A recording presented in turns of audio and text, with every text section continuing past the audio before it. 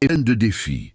Par moments, nous avons l'impression d'être emportés par une tempête, incapables de voir la lumière à l'horizon.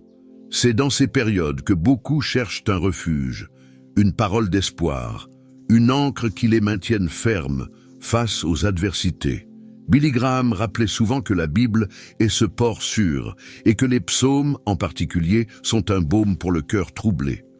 Parmi les 150 psaumes qui composent ce précieux livre des Écritures, certains se distinguent comme des prières puissantes pour les temps de crise.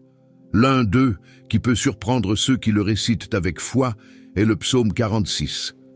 Dès son ouverture, il déclare « Dieu est pour nous un refuge et un appui, un secours qui ne manque jamais dans la détresse. » Psaume 46, 1. Cette affirmation contient une vérité profonde. Dieu n'est pas distant dans les moments de difficulté. Il n'est pas seulement un observateur silencieux, mais un secours présent. Cela signifie que, lorsque nous l'invoquons, nous ne lançons pas des paroles en vain. Nous parlons à un Dieu qui est avec nous au cœur de la tempête. Billy Graham soulignait que faire confiance à Dieu ne signifie pas que nous ne connaîtrons jamais de problème. Au contraire, Jésus lui-même a dit « Dans le monde, vous aurez des tribulations, mais prenez courage, moi, j'ai vaincu le monde. » Jean 16, 33. La différence pour ceux qui font confiance au Seigneur ne réside pas dans l'absence de difficultés, mais dans la certitude que Dieu marche à leur côté, les soutenant à chaque pas. Le psaume 46 continue. C'est pourquoi nous ne craignons rien, même si la terre est bouleversée, et si les montagnes s'écroulent au cœur des mers, même si les flots grondent, bouillonnent et se soulèvent jusqu'à faire trembler les montagnes. Psaume 46, 2, 3. Ce passage nous met au défi de faire confiance à Dieu, même lorsque tout autour de nous semble s'effondrer. La terre peut être bouleversée, les montagnes peuvent s'écrouler, des métaphores des grandes crises de la vie, mais ceux qui se confient en Dieu restent inébranlables. Billy Graham utilisait souvent des exemples de la vie quotidienne pour illustrer cette vérité. Il racontait l'histoire de personnes ayant traversé de grandes tragédies, la perte d'êtres chers, la faillite, des maladies graves, et qui, malgré tout, trouvaient la paix en s'accrochant aux promesses de Dieu. Cette paix ne vient pas de l'absence de douleur, mais de la certitude que Dieu est aux commandes. Et vous, que traversez-vous aujourd'hui? Peut-être une inquiétude financière, un problème familial, un diagnostic inattendu. Quelle que soit votre lutte, faites du psaume 46 votre prière. Répétez ces paroles, méditez-les, laissez la vérité de Dieu transformer votre esprit et apaiser votre cœur.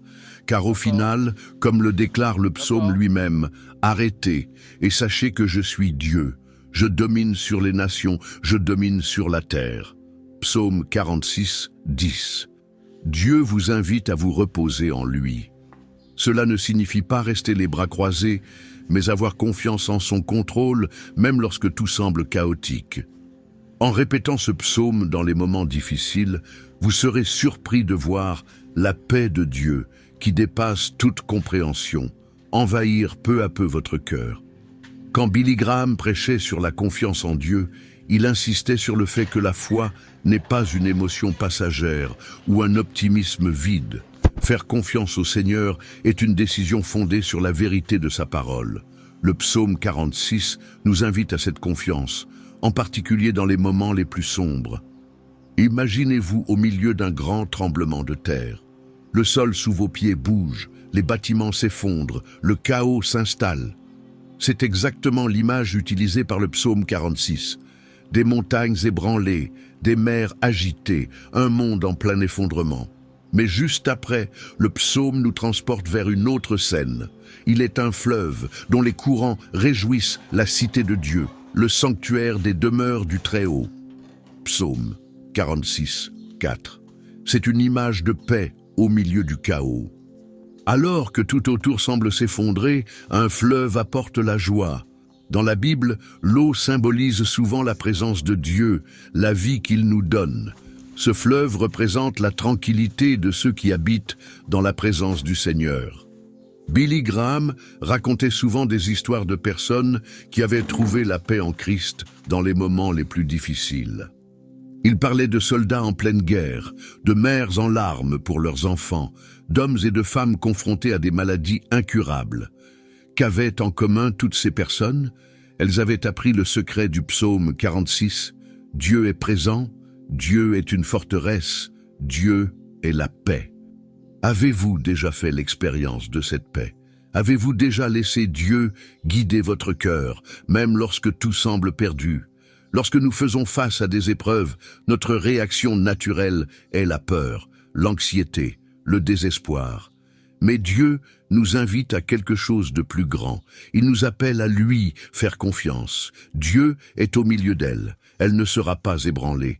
Dieu la secourt dès l'aube.